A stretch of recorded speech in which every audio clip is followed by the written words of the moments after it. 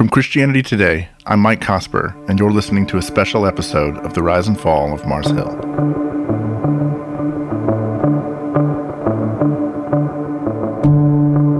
On March 15th, news broke at Christianity Today about another Christian organization reckoning with years of misconduct from within. In this case, it was a history of sexual harassment, and at the heart of the story was a system of policies and procedures and an office culture that failed to take accusations seriously, address them appropriately, and discipline those responsible. The organization in question was Christianity Today. I first found out about this about 6 months ago, while we were right in the midst of producing and releasing episodes of this podcast. Leaders at CT let us know that an independent, third-party investigation was about to begin, looking at issues like sexual harassment and bias inside our organization. The plan from the outset was to make their findings public. At the same time, our news editors were asked to consider doing independent reporting of their own. They believed it was newsworthy and decided that Daniel Silliman, our news editor who's done investigative reporting into other Christian organizations in the past, like Ravi Zacharias Ministries, would take the lead. His work would be edited by Kate Shellnut, CT's senior news editor, and it would be published at about the same time as the third-party investigations report. No CT senior leaders would see it before it went live. All of this was published on March 15th, and in both the independent report and in Silliman's reporting, you'll find a years-long history of unchecked sexual harassment inside CT. In particular, Silliman's reporting found 12 first-hand accounts of sexual harassment centered on two individuals, a former advertising director named Olatokunbo Alawoye, and CT's former editor-in-chief, Mark Galley. Alawoye's time at CT ended in 2017, when he was arrested for trying to pay to have sex with a minor. Galley served CT for almost 30 years, including his last 7 years as editor-in-chief. He retired on January 3rd, 2020. According to Silliman's reporting, harassment included a variety of unwanted touching, inappropriate remarks, and more. Some instances of harassment were reported to Human Resources, but didn't result in formal discipline. Many others weren't reported, as victims of harassment felt that they had no reason to believe that anything would be done about the offenses. The first time these issues were formally addressed came in August 2019, shortly after the arrival of CT's new president, Timothy Dalrymple. According to Silliman, Galley was accused of unwanted touching of 3 women in 3 days during a gathering for CT employees who worked remotely. Dalrymple, who'd been unaware of the history of these complaints, confronted it only to find out there were no written reprimands or warnings given to Galley about past offenses. Because HR guidelines typically require an escalating process in response to these allegations, Dalrymple and others felt their options were limited. Galley was given a written reprimand, the first one in his HR file. Shortly thereafter, he announced his intent to retire at the end of the year. You'll find links to all 3 of the articles CT published in our show notes: the findings from Guidepost Solutions, the reporting from Silliman, and an editorial from Timothy Dalrymple, acknowledging the ways we failed as an institution, grieving the impact of that failure, and describing what we hope is a pathway forward.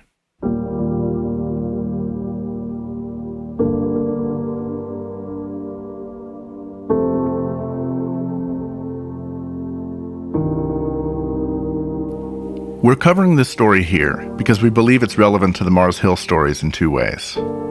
First, while most of our production team wasn't part of CT until after Mark Galley had retired, and none were involved in the management of HR during his tenure, we nonetheless want to steward the institutional responsibility of this moment, and to be part of the acknowledgement and mourning of this history. Second, we recognize that some of the poison in the well here was paralleled in the Mars Hill story, that there are similar lessons to learn in the failures at CT as there are in the failures at Mars Hill. They say sunlight's the best disinfectant. It's long been our belief here that it was important for Christians to shine a light on their own tribes to be held accountable, and that accountability should start with ourselves. This episode has 2 acts. In Act 1, I'll speak with Andrea Palpant Dilley, CT's online managing editor and one of the first people to call for the independent investigation. In the second act, I'll speak with Tim Dalrymple about how he's walked through this process, how the story relates to other cases of abuse and misconduct, and how he hopes to lead CT forward with a posture of repentance, sorrow, and hope. My first career was actually in documentary production. This is Andrea Palpant Dilley. I was doing a lot of what you do, actually. I was producing and directing documentary material. If you're a regular listener of this podcast, that name will sound familiar. She was our editorial consultant for almost every episode, helping to shape the stories and understand what would best serve our audience. She worked in documentary filmmaking for about a decade, stepping away when she had the first of her 4 kids. During those years, she was freelance writing and editing, and it was during that season that she began to imagine what it might look like to come work for CT. I can still remember where I was sitting when I looked at my husband and said, I would love to work at CT. I just had my second kid. The idea that I would be able to start a second career was completely abstract to me. But I can still remember that moment and thinking, gosh, wouldn't that be so much fun? I love CT. I would love to work at CT, but that'll never happen. But sure enough, within a few years, it did. I started out as the editor of CT Women. That was a part-time position. It was contract. That would have been back in 2016. I had just had my 4th kid at that time. There again, I actually still remember where I was when I took that phone call. I was out in my van because it was the only quiet place for me to take phone calls that were work-related. But someone called and said, hey, are you interested in this position? And internally I'm thinking, no, this is crazy. I just had a baby. I've had 3 kids in 3 years. I'm not ready to go back to work, but I knew the train wouldn't come around again. And I was excited to work for CT, and it was only part-time. So I said yes. So I started as editor of CT Women, then moved to a general position as an associate editor. And then that was when I started on staff. And then I was bumped up to senior associate editor. And then I started as online managing editor a year and a half ago. Yeah, that was not long after I came on. Yeah. I remember the day that announcement came through Slack. That was summer 2020. A year later, Andrea and her family would relocate to Wheaton, Illinois, closer to the CT offices. It was one of many transitions that were taking place over the course of that year. I joined CT staff in February 2020, as did our Chief Creative Officer, Eric Petrick, who executive produces this podcast. And that's just a sample of many changes that were taking place at the time.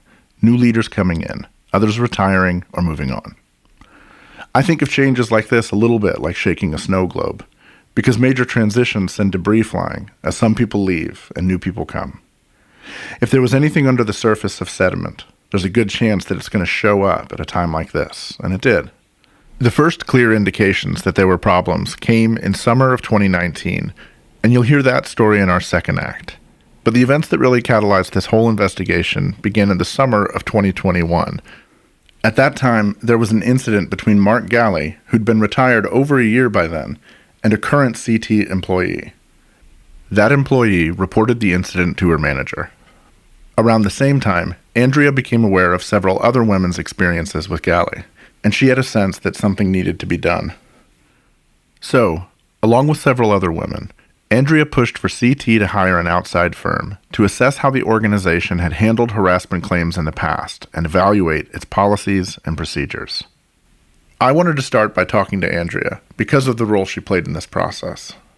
She'd listened to these women's stories, experienced some of the pain directly, and she's been advocating for these women and herself ever since. So I think what anyone who has read the stories can see is just the degree to which this has been pervasive and this has been harmful to, just the sheer number of people who came forward as questions were being asked about this by both Guideposts and Daniel.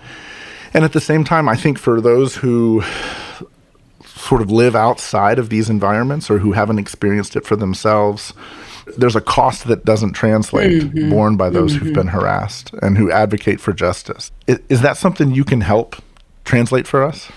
Yes, it is. It's a really insightful question, Mike, and one that I've been thinking about a lot. I'd say this is one of the most difficult experiences I've had in my adult life. And I had really good support during the investigation, both at work and at home. Here's what I've been thinking about a lot. If a woman has the stomach to report what's happened to her, and that's a very big if, an investigation will sometimes cost her as much, if not more, than the actual incidents themselves, just because of what's involved in the process of coming forward. You're reporting, you're documenting, you're advocating for other women, and then you're assessing systems and procedures. It's a lot. The emotional, spiritual, and physical toll of reporting sexual harassment, and the sense of invasion of privacy that accompanies it all, is a significant obstacle for victims who'd want to report. But it's not the only one. For many, even being able to name their experience as harassment is a challenge. A study published in December 2006 in the journal Personnel Psychology provided a meta-analysis of sexual harassment research in the workplace. In short, their research demonstrated that asking women a direct question, like, "Have you experienced sexual harassment?" resulted in about 24% saying yes. But if you asked questions about specific behaviors, unwanted touching, sexual advances, lewd comments, that number jumped up to more than double, 58%. There are likely a variety of reasons for that discrepancy, but nonetheless, the meta-analysis indicates that there's a reluctance among women to label their own offensive encounters as sexual harassment. There are often, in the workplace and in churches and various environments, there's these things that happen that go under this category of like the little stuff, quote unquote, right? I wonder if you could talk a bit about that sense of the gray area between what's clearly criminal conduct and easy to delineate, and these things that happen interpersonally that are sometimes harder to define and easier to talk yourself out of if there are dynamics at work like power and the workplace dynamics and stuff that was surely at play at CT. It's so easy to dismiss male behavior that doesn't rise to the criminal level.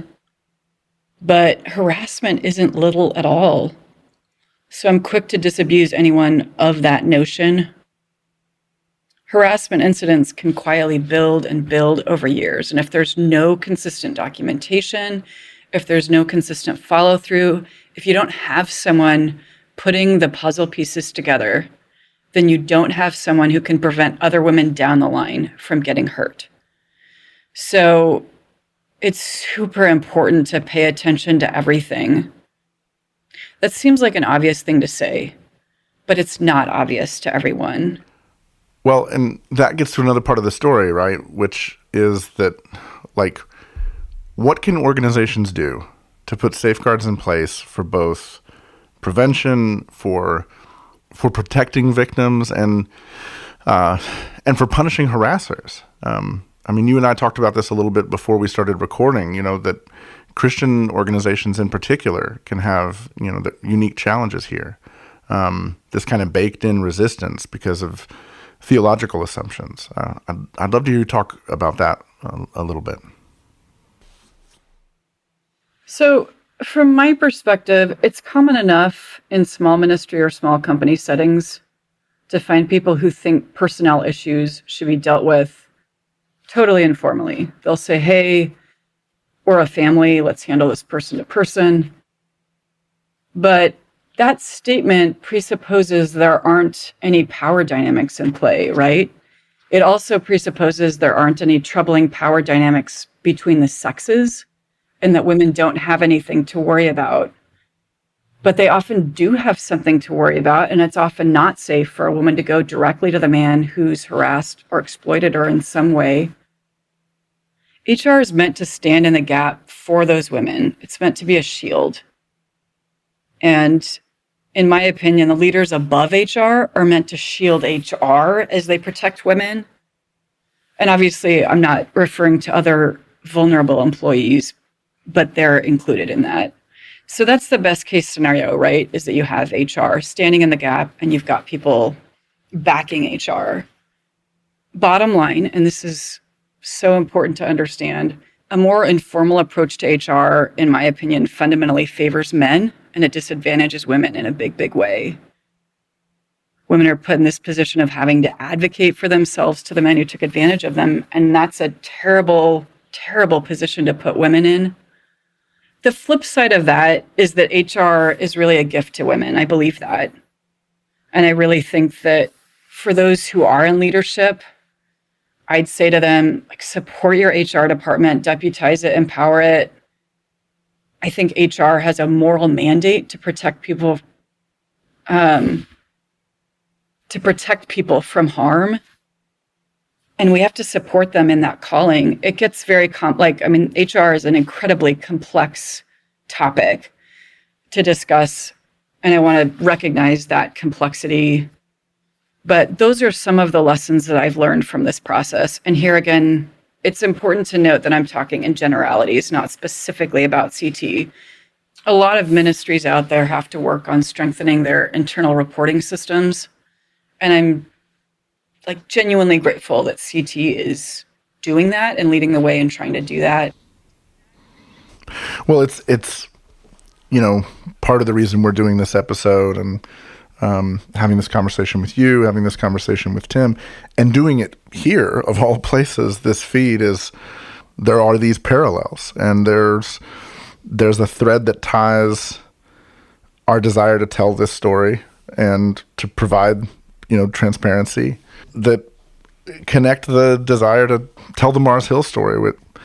For me, I look at all of this and I think that some of the infection at Mars Hill was present here in terms of power and in terms of sort of the way that the borrowed capital of community gets leveraged for the sake of power or for the sake of somebody self-protecting. And so this language of family, for instance, right? Like this idea, I remember Jesse Bryan in an interview, he said to me on a phone call when we were talking about the Mars Hill thing, that when he hires new employees at his agency, he tells them, in the hiring process, we are not a family. Mm-hmm. and you don't owe us what you owe your family. And, whether you take this job or not, I just want to encourage you, if you're ever somewhere where they're hiring you and they say, here, we're a family, just run out the door. Because you're paving the road for being able to sort of borrow that capital of family and community and other things to ask what would otherwise be unreasonable in any other context. And I can say, from my own experience in an unhealthy church environment, that language of family got leveraged all the time. We should be able to work this out. We're all brothers here. We're all brothers here. Well, brothers have a very flat, mutual kind of power that's not the same dynamic inside of a church. Most organizations have something hierarchical.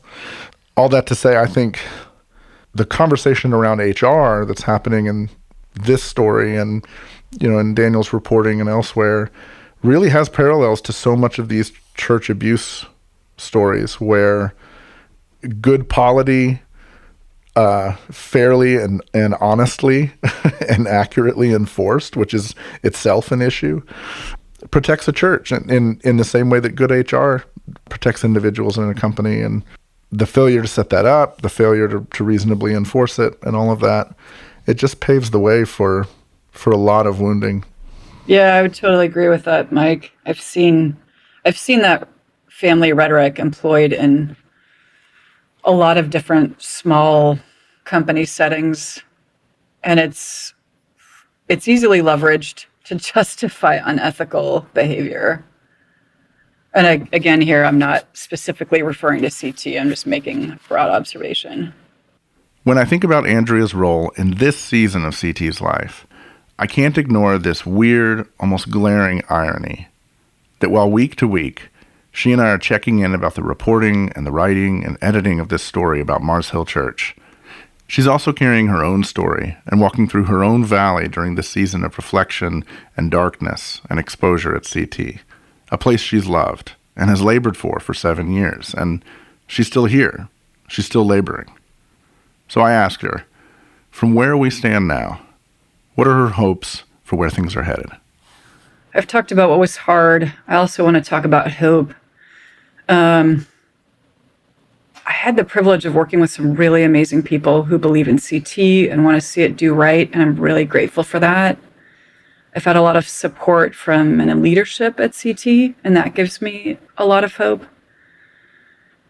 I'd say overall, I'm bullish about the future. I really believe that by God's grace, we'll be able to make some healthy changes. Tim has talked about this investigation as an inflection point in the life of our ministry, and that resonates with me a lot. I think that's absolutely right. Pivoting to the second part of your question, I think our biggest challenge is taking this project forward. The report has to be the start, not the end of the process. And to be honest, Mike, I'm just exhausted. I don't have energy to do more, but I'm committed to it. And I know that CT is committed to it too. And that helps galvanize my resolve, for lack of a better phrase. But let me see if I can answer that question more specifically. I want to echo something that you said earlier. This story is much bigger than one person. It's much bigger than two people. It's much bigger than three people. What I want to see, I would love to see clean reporting procedures. I want to see a deputized and empowered HR department. I think that's really key. I want to see a shift in culture that enables women and supports them. Nothing else comes to mind on that front, but I do have one more thought that has come to mind that's unrelated. I want to talk briefly about love. Some people, I think, are prone to see an investigation like this as an incendiary act, right? They see it as something that's meant to burn down an institution. But I don't want to speak for others, but I'll speak for myself in saying that from my vantage point, this story has been an act of love. It's a constructive act. It's meant to support women. It's meant to expose the darkness. It's meant to build up CT. And I think anybody reading this story would be remiss not to see the love that's behind it. I love the ministry I work for, and I want to see it flourish. And that might sound really cliche, but it's true. There has been love between people, love for people, and love for an institution. And that's part of the story too. Yeah.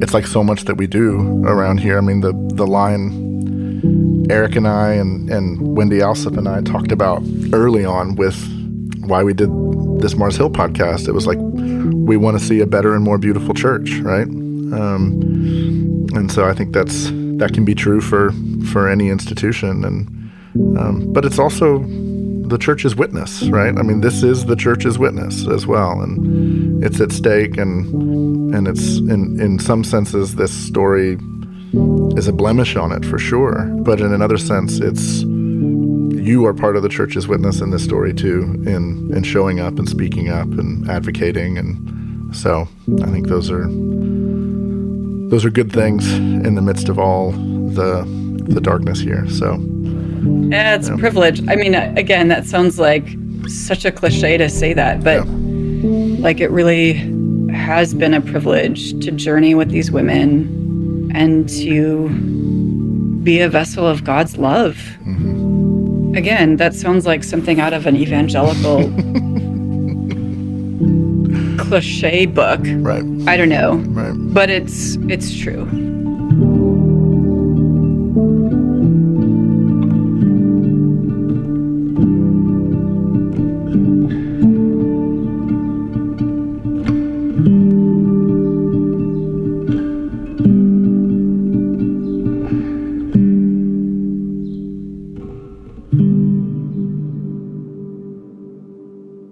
According to Daniel Silliman's reporting, there were 3 instances of unwanted physical contact by Mark Galli in August of 2019, 3 months after Tim Dalrymple had become the president of CT. When the HR director brought those reports to him at the time, there was no record of formal discipline or reprimand in Galli's HR file, which limited their options for how to respond to or discipline Galli. Normally, to terminate someone's employment, there must be an escalating series of steps taken.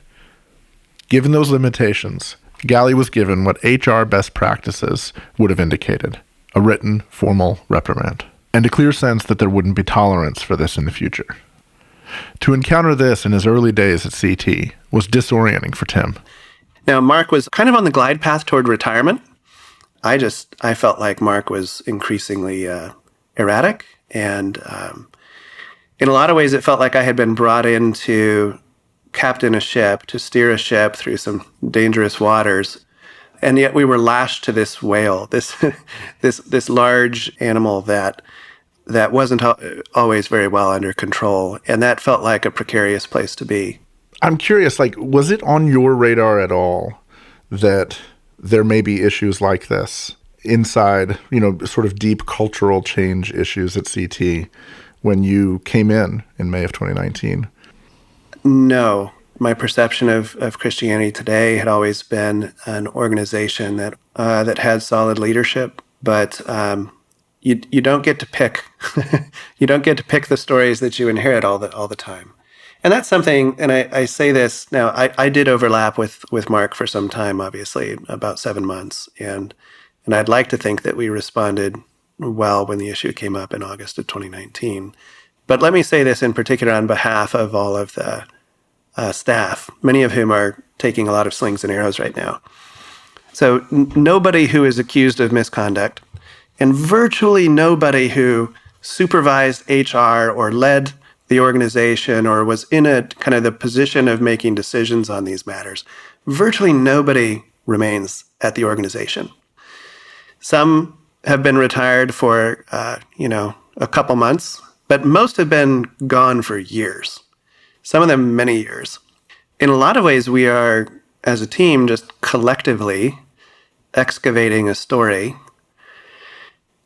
bringing it into the light, lamenting it and confessing over it as an institution, and then trying to forge a path to a better future, right? The people who are most responsible for these things are not here. And so there's no accountability for them apart from, what reporting we do. And so I lament that also for the people who were on the receiving end of this sinful behavior. They don't really have the satisfaction of seeing people lose their jobs who really should have lost their jobs. To follow up on that, easy narratives in these situations are always like, okay, who has the black hat, who has the white hat, right?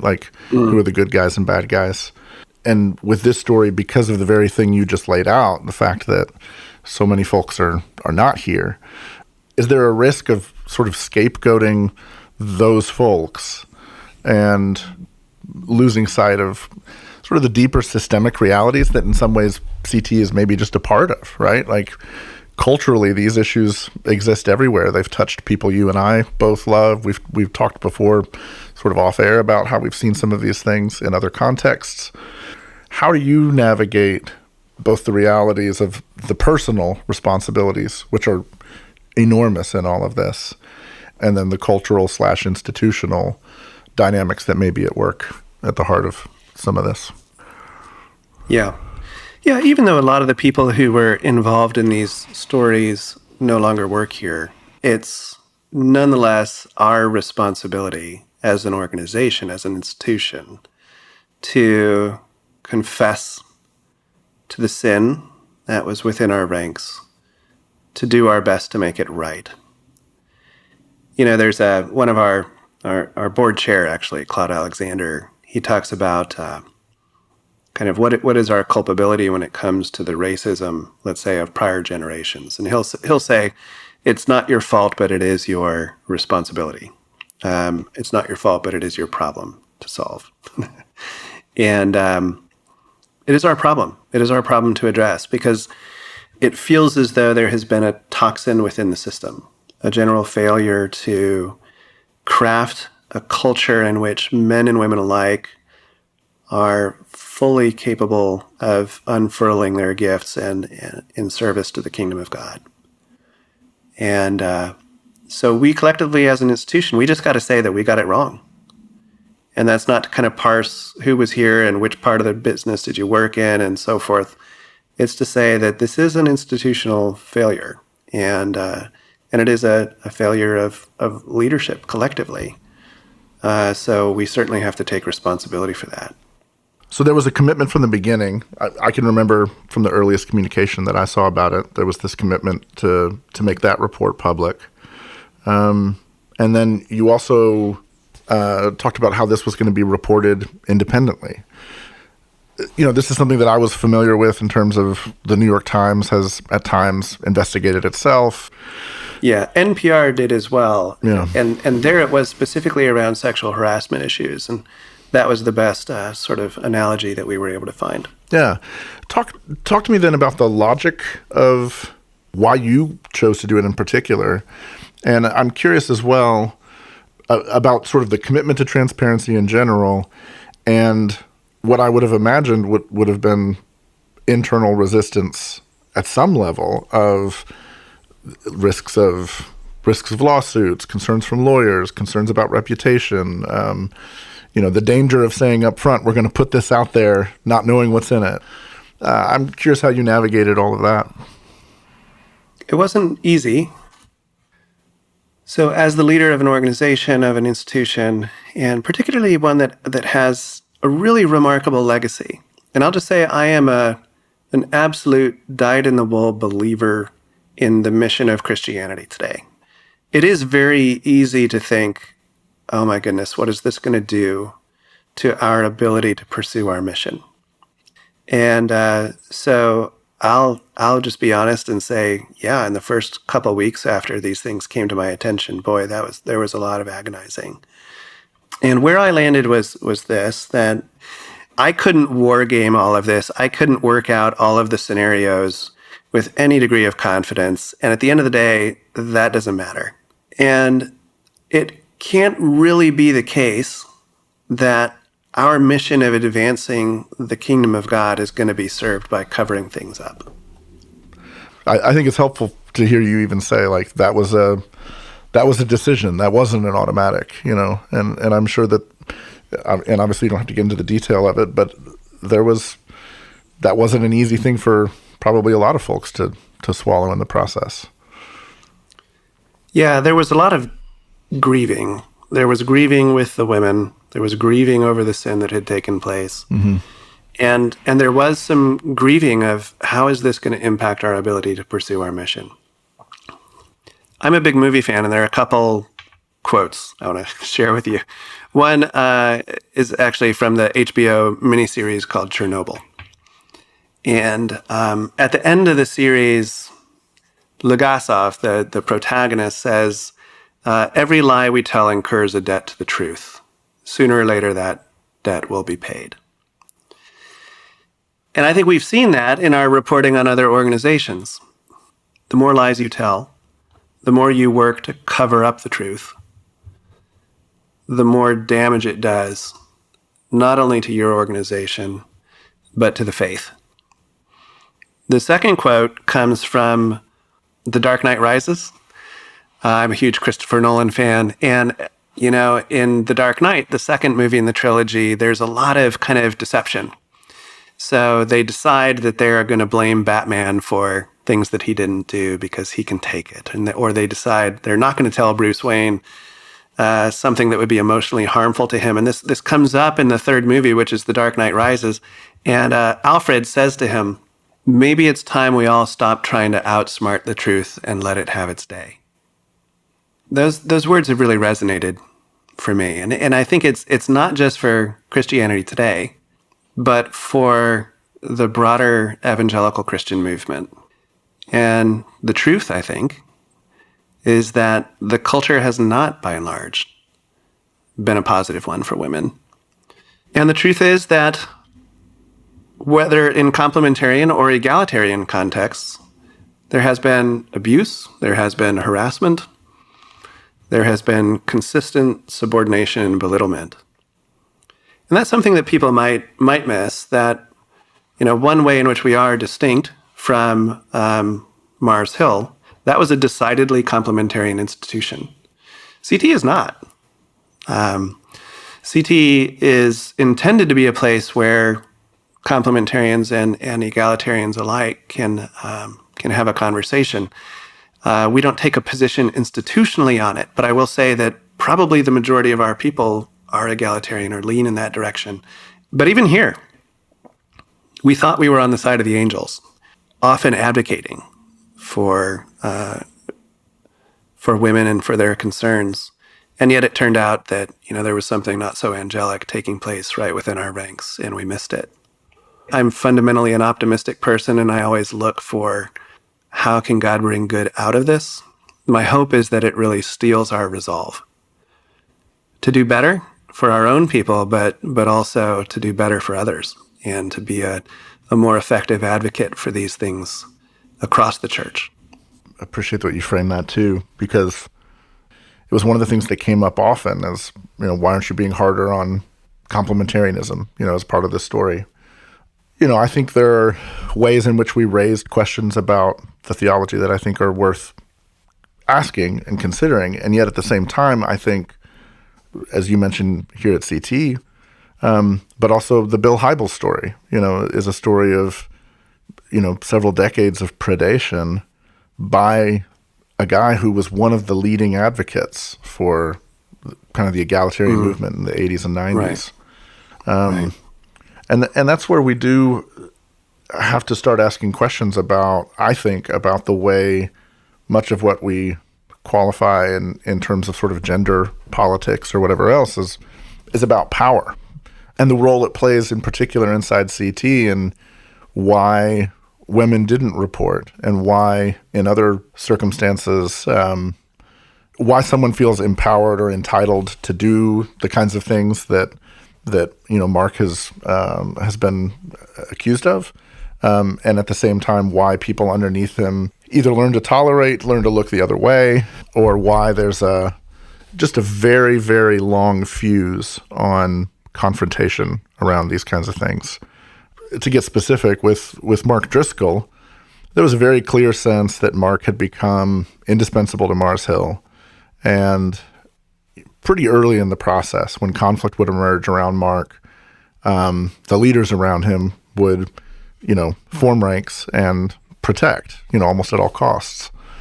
Is there a sense that inside CT that was a dynamic at all? That there was a value on the name Mark Galli that functioned that way, or perhaps that there was a value sort of more broadly to the brand that needed to be protected in that sense? Well, I'm going to take the risk of speculating a little bit here because I don't entirely know what was going on in the hearts of people who encouraged women not to report or who did not respond with appropriate force when reports were made. And I'm trying to learn more about that, and I could be proven wrong if we find other information. But my honest impression is that I don't think that the people who were making decisions at those times felt, oh, we have a sexual predator in our midst and we need to protect him because this is important for our ministry. I think they tended to have a tin ear. I think Mark certainly had a tin ear to women's concerns, and I think some of the others did too. And when they heard something, they didn't recognize just how extraordinarily serious it was. And in the midst of, things not getting reported, and sometimes things are reported and they move up the chain, sometimes they don't, maybe you're getting something that comes your way every 2 or 3 years. And in the midst of friendships, in the midst of believing the best of each other, I think they just missed it. That's my best interpretation at the moment. Like I said, it could be proven wrong at some other time. I do think that there was very much a sort of, not so much a protect Mark Galli, but a protect the ministry. I think people felt very keenly the value of the legacy of Christianity today. Nobody would have said in terms of brand, right? Right. These were not brand people. Look at our logo. Like we don't put a whole lot of time into thinking about brand, but they would have talked about mission and, protecting the mission of Christianity today. That definitely would have been a concern. Yeah, I mean, I wonder how much in terms of a generational framework, how much that sort of falls under the language of brand today would have fallen under the language of institution, a generation or two ago, right? Yeah. A revelation like this, for lots of readers and people who followed CT, it's caused a number of people to sort of re-examine questions that have been made and decisions that have been made in the past when it comes to coverage of people like James McDonald or Ravi Zacharias or Mark Driscoll. Do you look at those questions as fair? And do you think there are decisions that were made in the past that need to be re-examined and revisited? So those questions are 100% fair. If it's true that the individual who was the editor-in-chief had a tin ear for women's concerns, if it's true that he did not grasp the seriousness of these matters in his personal conduct, then we absolutely should question whether the same kind of lack of judgment applied to editorial decision-making. And so to me, this is an important next step in the process for us, is examining some of the decisions that were made. You mentioned James McDonald, and in particular, we published an op-ed from James McDonald in the middle of a legal dispute in which he was suing some of his own congregants. And I've heard the rationale for why we published that, and yet I've never found it convincing. I still don't understand that. We published the entirety of a statement from Ravi Zacharias when his spiritual abuse of Lorianne Thompson was coming to light. And of course, we didn't know everything that we know now about Ravi, but we knew that Lorianne Thompson was bound by a non-disclosure agreement, and Ravi apparently felt sufficiently financially secure to ignore that and make a statement. Now, I've also heard rationales of what was the thinking at the time, and when someone is accused of something, a public figure is accused of something and then issues a statement, that is news, that is newsworthy, but it doesn't mean that we had to carry the whole statement. We should have thought about the power imbalance, and that's something that I think we really need to look at as we look back on these stories. And decisions that were made is there's often a very profound power imbalance between the people, typically women, who are bringing up these concerns, and the people, typically men, who are defending themselves. And so what does it look like for us to be faithful to our calling as journalists in the midst of that? And how can we be people who give voice to the voiceless, give voice to the oppressed, instead of, adding to the voice of those who are already in power? And so that, to me, like I said, that's an important next step for us, is just kind of looking back at some of our editorial decision-making. Now, I think since 2019 or so, we published quite a few pieces. Our coverage of Ravi Zacharias, RZIM, I'm really proud of. And we took a lot of slings and arrows for that in the early going. When Ravi first passed away and we published an obituary, everybody was publishing these, glowing tributes, and we didn't feel like we could because we had begun to do the reporting that led to what we published later that year. So, and gosh, we got so much criticism for this obituary that was not glowing and that, in fact, referenced the allegations against him and did so fairly prominently. But I'm proud of the work that we've done since that time. I'm proud of Mars Hill. I just think you have done really extraordinary work bringing to light, into greater light, this enormously complex story and stirring up conversations. So that conversation that very much had to take place. So I'm proud of the work that we've done in recent years, but I also think we need to go back and kind of look at some of the decisions we made and what we got right and what we got wrong, and be as transparent about that as possible. Oh, and I want to take the opportunity, Mike, if I can, to just say, there were people who were hurt when we published the op-ed from James McDonald. There were people who were hurt when we published the statement from Ravi Zacharias. And, Lori Ann Thompson and her husband being the people who were hurt in that latter case. And then there were a handful of people, including Julie Roys, for instance, who were hurt in the James McDonald case. And I, on behalf of the institution, apologize. Now, neither you nor I, Mike, were here at the time, and we weren't in the room when those decisions were made. I don't know all of the factors that went into them, but it seems clear to me that those were the wrong decisions and that people were hurt as a result.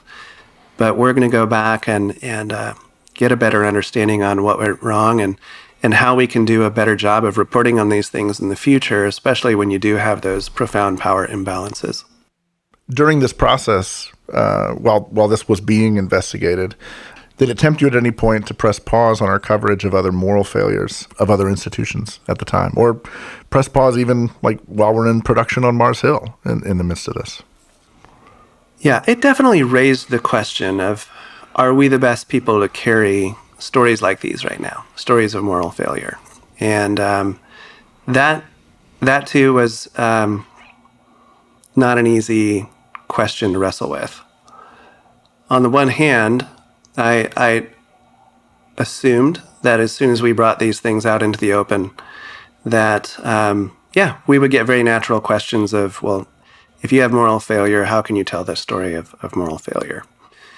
We were already into September and October as I was kind of getting my head around these things, and you were well into the rise and fall of Mars Hill.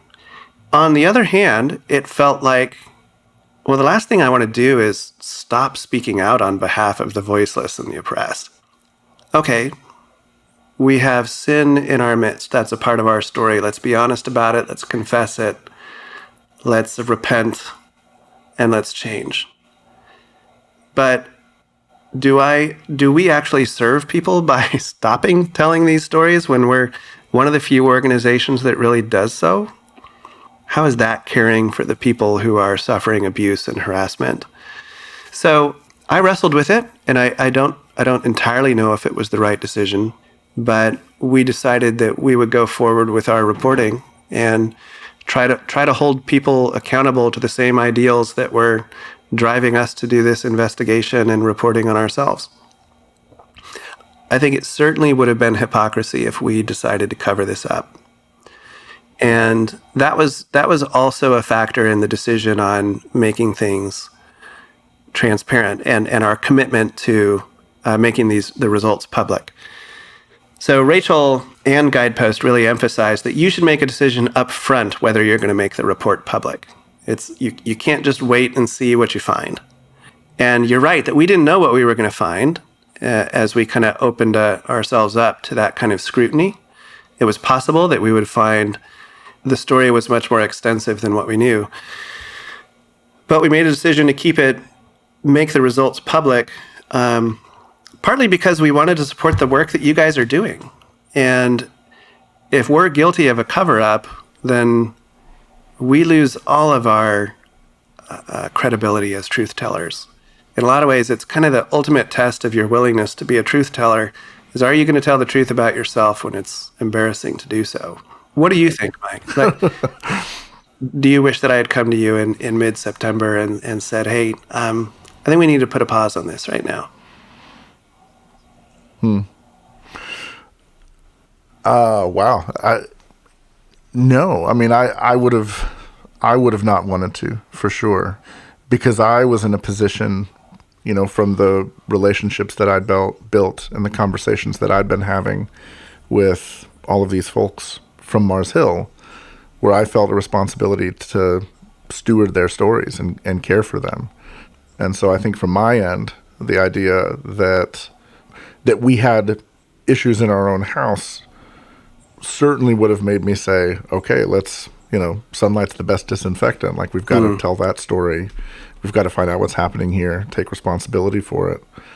But to do that at the expense of sort of our commitment in these other stories that we're investigating, reporting, telling at the time, certainly would have felt unfair to those who'd entrusted their stories to us. We're stewards of those things. So I can say as well, like when the when I got news that this was an issue, and that these were the kinds of questions that were being asked. And when I spoke to some of my colleagues who had stories of their sort of their own stories from the past of this kind of thing, it certainly made me ill. It made me sick to my stomach to think, both on behalf of what they'd been through and to think about the responsibility that I, kind of like you feel of, sure, I wasn't here, but I'm part of this institution now. And how can we take responsibility for what happened,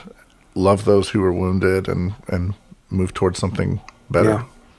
I've lived and worshiped in more complementarian as well as more egalitarian contexts. And in California, in New England, in the South, and now in the Midwest. And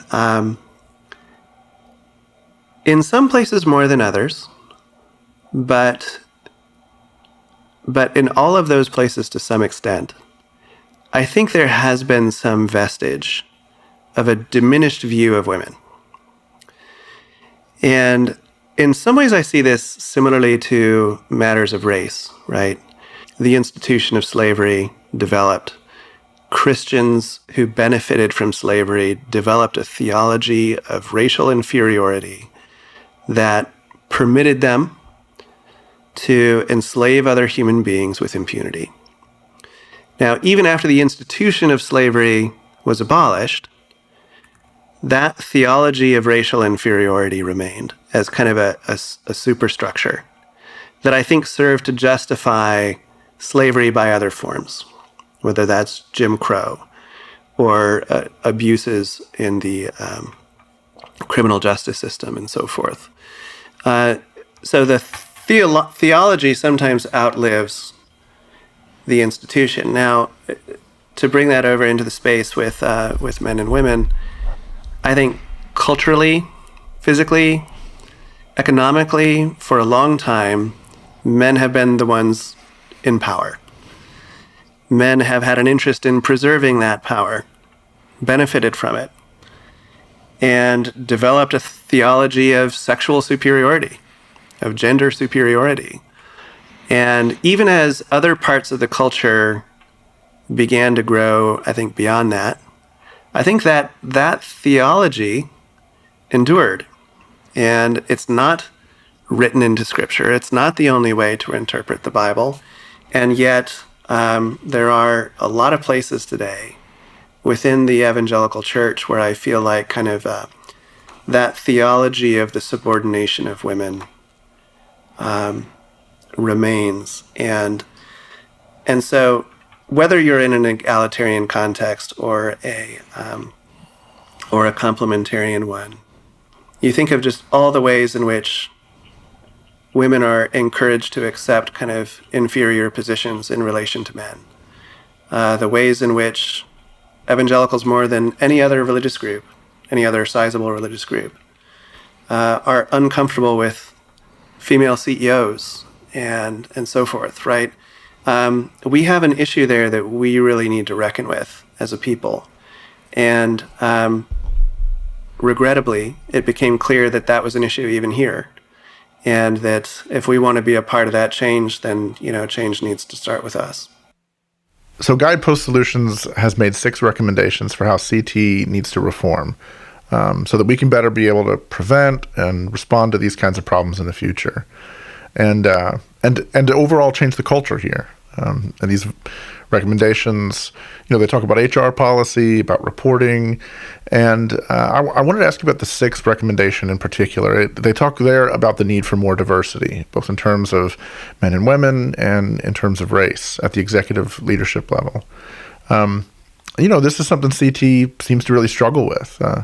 You've expressed a commitment to follow all 6 recommendations. I'm curious about that last one in particular. What's your approach going to be for trying to make this a more diverse place with better representation for women in particular at that executive level? So when I look at the present makeup of our executive team, it needs a lot of growth. We need to have women's voices that are speaking more powerfully, more plentifully, into the decisions that we make as a ministry, all the way across the organization, and that includes the editorial team. Now, when you're going out to hire a particular position, you can't, discount people solely because they're the wrong gender any more than you can discount them because they're the wrong ethnicity.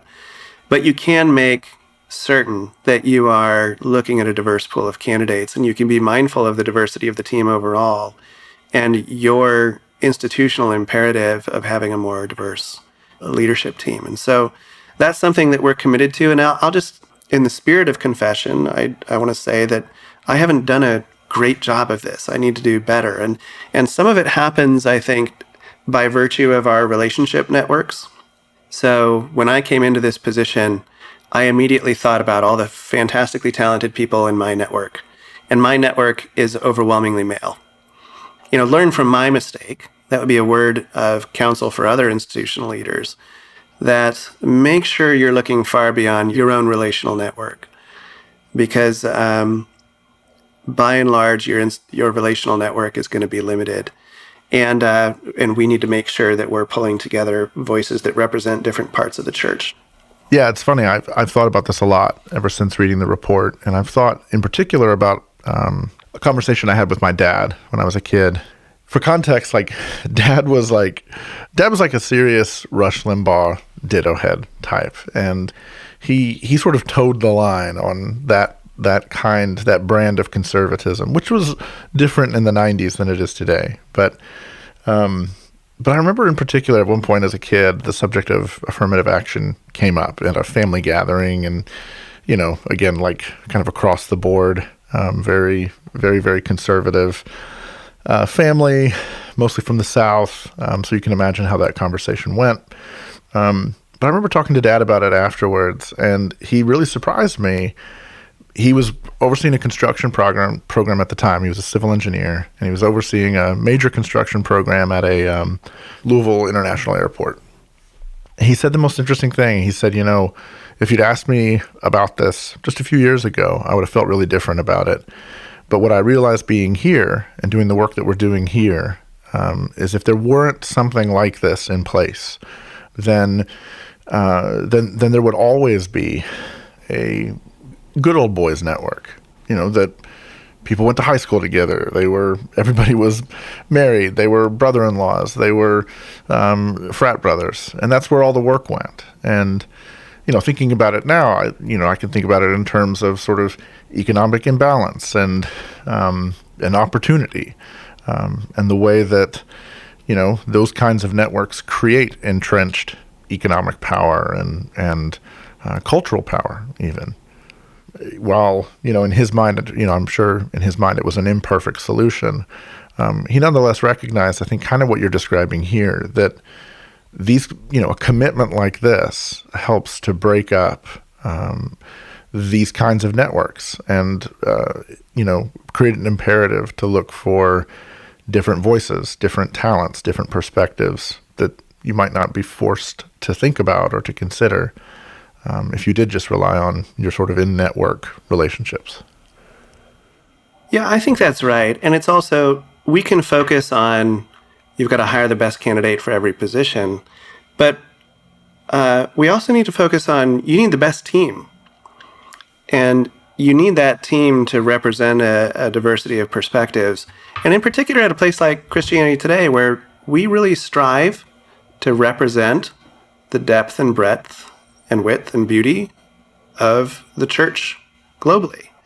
And if we're going to do that, if we're going to know what is happening in different communities, if we're going to represent their concerns, if we're going to elevate the thought leaders and storytellers from those communities, then we need to have a team that better reflects the church we're trying to serve. So for us, I think it's perfectly clear that we need a diverse leadership team. Now, it does take time to make some of these changes, but I think there are changes that we can make very much in the near future, in the next couple of months in the masthead.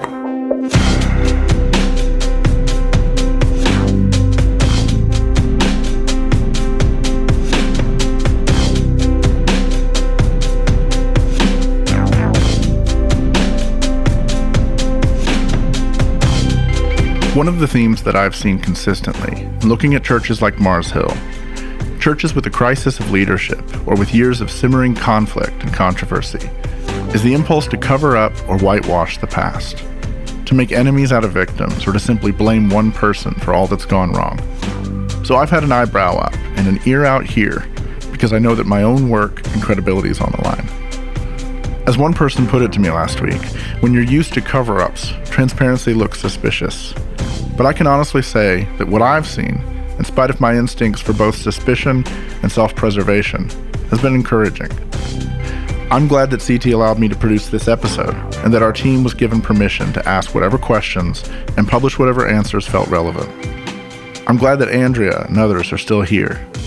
I'm glad that this reporting is out in the open for people to read. I'm glad for the commitment from CT to make significant changes, and I aim to support those changes however I can. In the coming weeks, we're picking back up with our bonus episodes. A few will deal directly with Mars Hill, but most of them are looking at the bigger picture, trying to understand some questions about how these things happen, what the church can better do to prevent them, and how leaders might think about their own need for repentance and maturity. We'll also be looking at how those who have been wounded by the church can heal. All of these topics feel even more relevant and personal to us now. It turns out the reckoning we've been talking about that's facing the church as a whole is facing us too. In the end, that's not entirely surprising given the nature of the human heart and the world in which we inhabit, but that doesn't make the experience less painful. It reminds me of another quote about truth that's worth mentioning.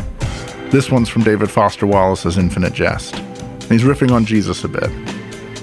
"The truth will set you free," he wrote, "but not until it's finished with you."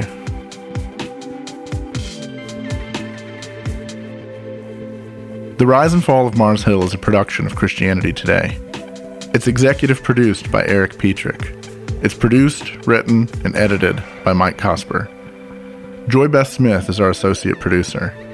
Music by Kate Siefker. Editorial consulting this week by Kate Shellnut. Thanks for listening. We'll see you soon.